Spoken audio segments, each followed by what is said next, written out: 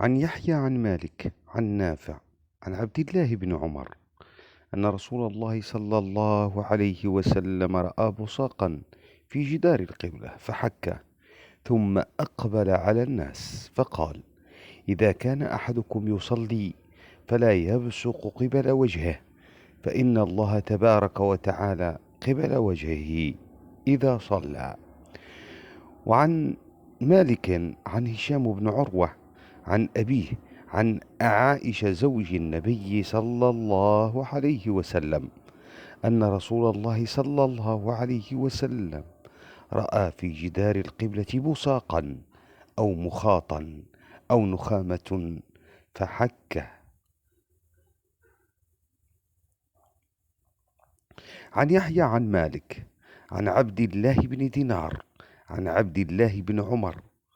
أنه قال: بينما الناس بقباء في صلاة الصبح إذا جاءهم آت فقال: إن رسول الله صلى الله عليه وسلم قد أنزل عليه الليلة قرآن،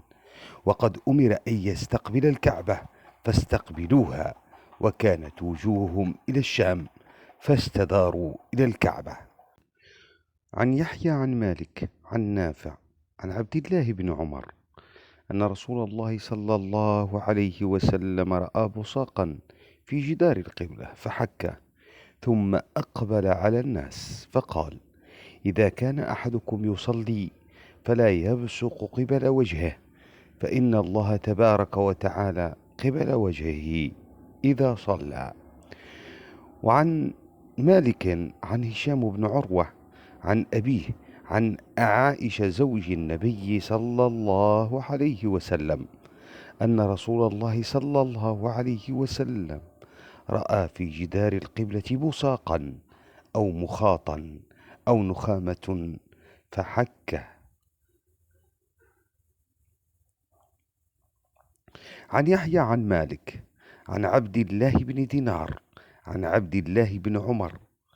أنه قال: بينما الناس بقباء في صلاة الصبح إذا جاءهم آت فقال: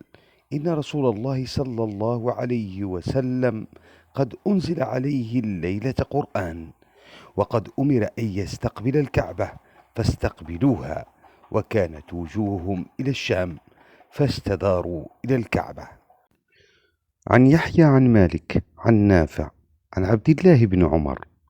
أن رسول الله صلى الله عليه وسلم رأى بصاقا في جدار القبلة فحكه، ثم أقبل على الناس فقال: إذا كان أحدكم يصلي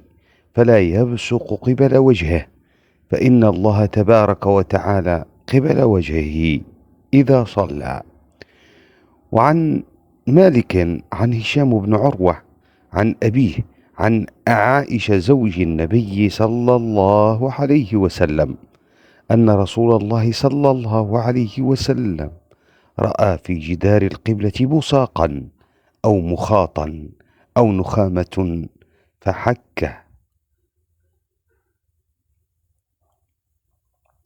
عن يحيى عن مالك عن عبد الله بن دينار عن عبد الله بن عمر أنه قال: بينما الناس بقباء في صلاة الصبح إذا جاءهم آت فقال: إن رسول الله صلى الله عليه وسلم قد أنزل عليه الليلة قرآن، وقد أمر أن يستقبل الكعبة فاستقبلوها، وكانت وجوههم إلى الشام فاستداروا إلى الكعبة.